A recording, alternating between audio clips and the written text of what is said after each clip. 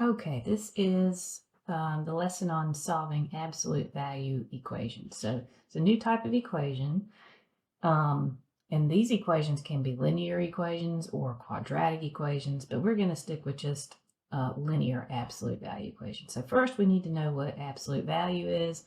The definition of absolute value of a number is it's the distance a number is from 0. So you can think of it, if you draw a number line, look at it this way. You've got, for example, the number 2 and the number -2. Now they're very different, but they both have the same distance from 0. So 2 is 2 units from 0. And -2 is also 2 units from 0. So the absolute value of 2, these are the symbols for absolute value, 2 bars, is 2. And the absolute value of -2 is also 2. So absolute value is distance. So this number outside the absolute value always has to be positive, because absolute value of a number, any number, is always going to be a positive number or the number 0, because distance can't be negative. Okay, so the value of an absolute value expression, anything in here, as I just said, is always positive or 0. It can never be negative. Distance can't be negative. Okay, so what is the absolute value of 3? Well, that's 3 units from 0, so it's 3. What is the absolute value of -2? Well, that's 2, because -2 is 2 units from 0. Okay, now we get something interesting. So notice what happened with this +3. The absolute value of 3 is just 3 itself, because it was positive and it stayed positive. But if you've got a negative number in here, the absolute value of -2 is actually its opposite, because you have to change from negative to positive 2. So this leads to an interesting situation here with absolute value of x, because we don't know if x is some number, we don't know if it's positive or negative. So you have to think through that. And if x is greater than or equal to 0, the absolute value of 0 is 0. The absolute value of 1 is 1. The absolute value of 2 is 2. So if x, the number, is greater than 0, positive, or 0, it's just going to be x. But if x is less than 0, that means if x is a negative number, then it's going to be the opposite of that negative number. So the way that you would write the opposite of x is put -x. Okay, that doesn't mean that's a negative number. See, watch again. The absolute value of -5 is not this, because it's x is less than 0, right? So negative of -5. That's +5. So this does not mean a negative number. This is the opposite of negative number. That's called a piecewise definition for absolute value. But what it gets us to is how I remember how to solve absolute value. So this absolute value definition, there's a positive condition and there's a negative condition.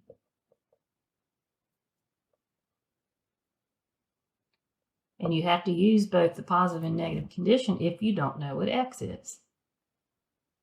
Okay, so here is an example of an absolute value equation. 2/3 x plus 3, the absolute value of that, plus 4 equals 10. Now, absolute value has a definition, but this definition only works when all you're looking at is absolute value. So when you have one of these, before you can apply this definition, you have to isolate the absolute value. Okay, so that means that this has a definition, but this plus 4 can be easily moved over here, right? If we move that 4 term over here, or we subtract 4, either way you want to think of it, you get the absolute value of 2/3 x plus 3 is equal to 6. Okay, now this is where it's a new thing for students. We have to analyze this absolute value. See, we just talked at length that the absolute value has a very interesting definition. The inside of this absolute value might be positive, and if it is, it's just x. The inside of this absolute value might be negative, and if it is, it's the opposite of that. So we don't know about x, right? We don't know if this inside is positive or if it's negative. So we have to solve. So that means find out all the values of x that make that true. So what we're going to do is we're going to take the inside out of the absolute value. We're analyzing it. And this first side, I'm just imagining, what if this inside was positive? I call that the positive condition. So 2/3 x plus 3, where the absolute value bars go? Well, we're analyzing the absolute value. We're saying, what if it's positive? If it's positive in there, it's simply going to be itself, and it's going to equal 6. But there's also something else that could happen. We don't know what x is yet. So we have to say, okay, 2/3 x plus 3 might be negative in there. Okay, so this is the negative condition. And so we would say the opposite of that equals 6. Now, I'm not going to do it that way, but I want you to see why this is going to work. This is always going to be true, but what we can do is, if we divide by -1, whatever we do on one side, we do on the other, then this is what we're really going to do. We're going to do that. So here's what we're going to do. We're going to isolate the absolute value, okay? And then we're going to rewrite the absolute value equation as two separate equations. Equation 1, this one, you write the equation as is without the absolute values, with the absolute value bars removed. But equation 2, we're going to write the equation with the absolute value bars removed, and this number right here is just going to be the opposite. Because if you think about it, what this is saying is that if this is 6, then the absolute value of 6 is 6. But if this is -6, like here, the absolute value of -6 is 6. So we're just going to take that number and change the sign. You're not going to change the inside. Okay, so now we're going to solve each equation separately. So we're going to subtract 3. So 2/3 x is equal to 3. And then that's a fraction being multiplied. So I'm going to multiply by the reciprocal because that gives me 1 on the left, 1x. And then whatever I do on one side, I'm going to do the other. So 3 divides out 3. 2 divides out 2. And x is equal to 3 over 1 times 3 over 2 is 9 over 2. So that's just one answer. And then if we subtract 3 on this equation, we get 2/3 x equals -9. And then if we multiply by 3/2 on both sides, that's going to give us 3 goes into 3, 2 goes into 2, x equals -27 over 2. And so both of these are solutions because both of these values would make this a true statement. So you have a positive condition and a negative condition. Okay, so if we could check our work. And so in this calculator, if you hit math and then you go over to number and you see number 1 is absolute value. So I'm going to put in, after I isolate the absolute value. So if I put in the absolute value of 2/3 x, there's the x, 2/3 times you put the answer in, excuse me. So we'll check 9/2, so 9 over 2. And then plus 3 and hit enter, it should equal 6, and it does. And then if we do the same thing, so I'm going to go up and grab that. So I hit the up button and I hit enter. I'm going to come over here to this 9/2. And I'm going to insert -27 over 2 and hit enter, and it should equal 6. And it does. So those are our two solutions. Those are the two items that make that true. Okay, now, so what is happening is if you were to graph this, side, okay, what it would look like is something like this. I'm not going to put numbers on it, but something like that. So absolute value looks like a V if you graph it. And if you put in the right side, then it would look like y equals 6. So if you put in y equals 6 into Desmos, for example, and y equals absolute value of 2/3 x plus 3, then what you get is the absolute value is a v. And the reason it's a v, this part right here represents the positive condition, and this part right here represents the negative condition. And you can see that it intersects when y equals 6 at two places, and those two places are at 9/2 and negative 27/2. So that would be right here and right here. So that's the graphical representation. All right, now I'm going to pick up the pace and just show you how you would do it.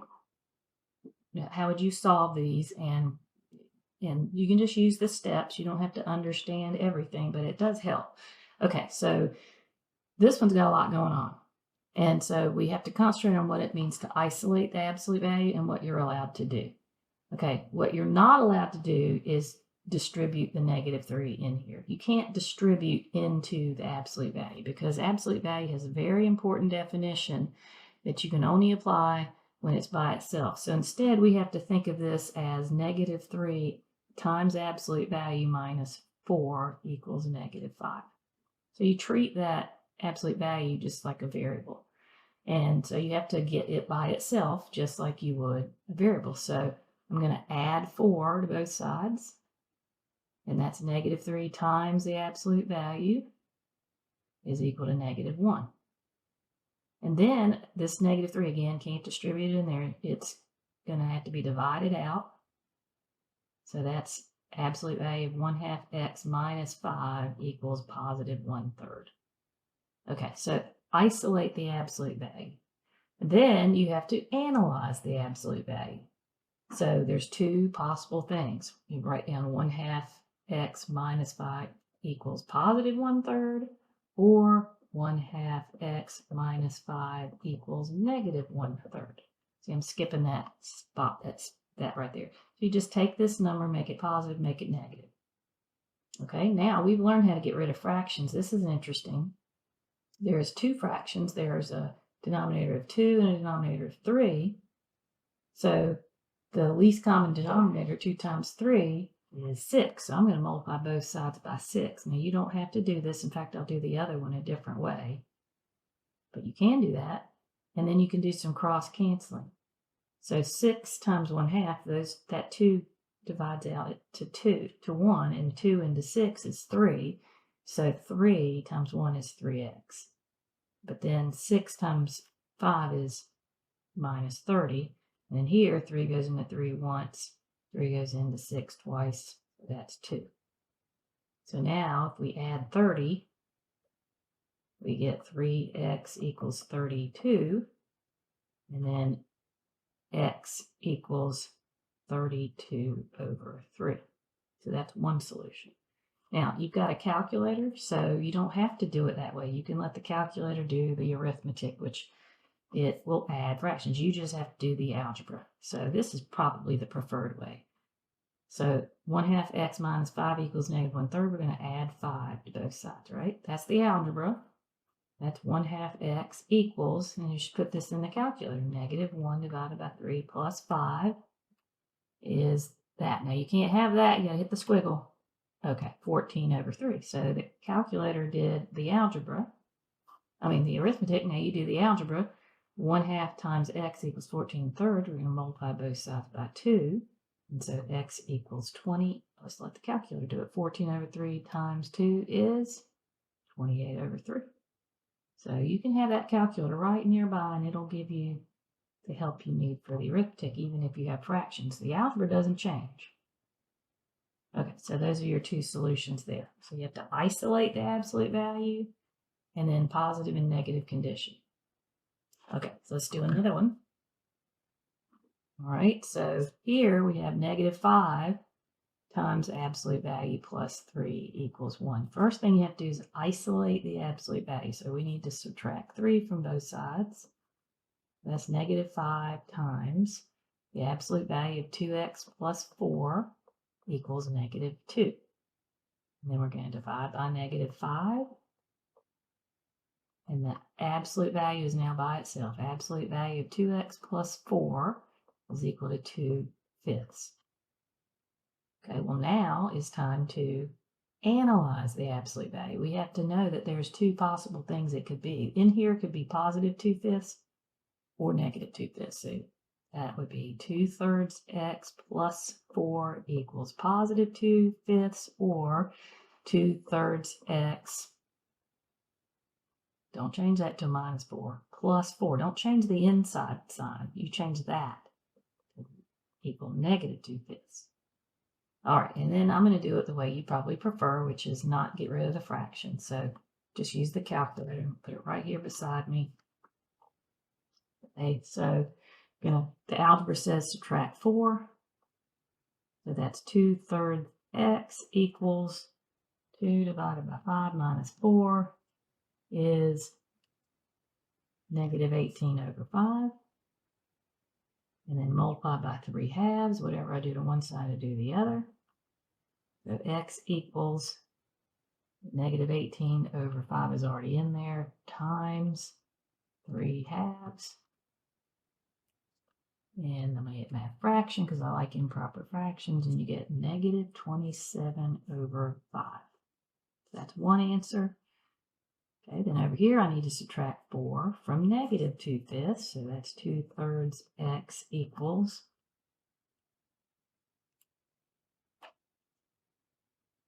and I get negative 22 over 5. And then multiply both sides by positive 3/2. X equals, and then that's already in there, so I'm going to multiply by 3/2. And then notice I'm putting parentheses in here because I'm using that sideways division for my 3 divided by 2. And I just make sure I have the right order of operations, even though in this case it wouldn't matter, but sometimes it does matter. So I just always recommend people put parentheses around their fractions when they use that sideways division. And that's going to give me negative 33 over 5. So, and we don't care that x is negative. It's just that when we put these values in to check our work, it should give us 2/5. So you could pause and check to see if those answers work if you wanted to. Okay, next one. We have negative 2 times the absolute value of x plus 4 minus 3 equals 1. So we've got to isolate that absolute value. We've got to get rid of that minus 3 first. So that would be plus 3 plus 3. That's going to give us negative 2 times the absolute value of x plus 4 equals 4. All right, now we would divide by negative 2, and we get absolute value of x plus 4 equals negative 2. All right, now this is an interesting one. You a lot of times can forget what you're doing, but remember you have to isolate the absolute value and then you have to analyze the absolute value. So don't just start going on to the next step. There's something different that's happening on this example. And you have to remember up here, absolute value is always the distance the number is from 0. It's always positive or 0. It can never be negative. So I'm going to analyze this absolute value, but I'm not going to need to do any work because this is an equation. It's a statement. And remember, our job is to find out what value of x will make that a true statement, right? Well, I know that absolute value is always a positive number or 0. And so if it equals a negative number, that there's no value of x that you could put in that would make that a true statement. So if you isolate your absolute value and it equals a negative number, then there is no solution. And if you were to throw the right side into Desmos and the left side into Desmos, what would happen is this left side would look like a V, that right on this x-axis. And this right side would look like y equals -2. And so you can see that there's never going to be an intersection between this absolute value graph and that y equals -2. And that's a graphical illustration of how you might have no solution. Sometimes the left and the right side just won't equal. Okay, so pause the video and practice these, and then come back and you can check your work. Okay, I'm coming back in here because I have noticed there is a very important example I want to make sure that we go over, and that is this one 5 and this one 8.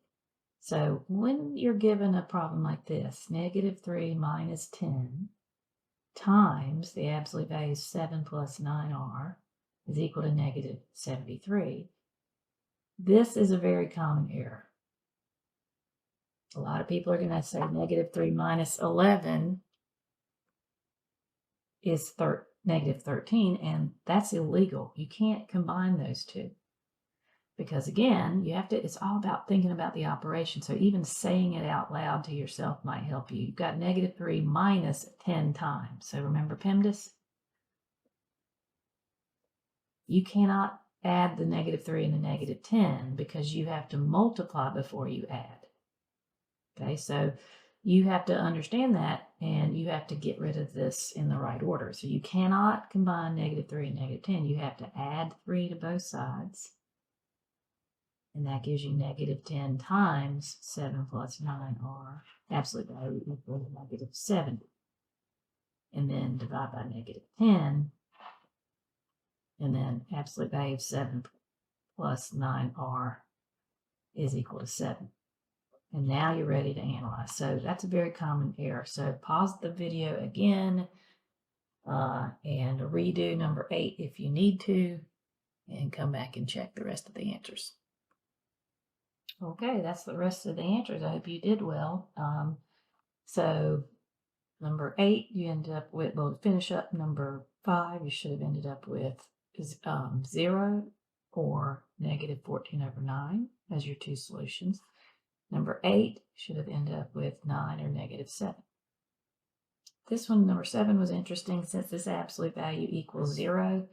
What's going on there is sometimes there's just one solution. So what's going on there is if you were to graph this left side, it would look like this. And sometimes the solution is right at the tip. And that's the case where you would just get one solution. And then this final critical thinking, sometimes we make you write your solution and explain. So the equation absolute value of x equals -2 has no solution because, remember, absolute value is always positive or 0. So there are no values of x that will yield a value of -2. So there's no way to make a true statement. So that's what it means to solve, to find the values of x that make this statement true, and there are none.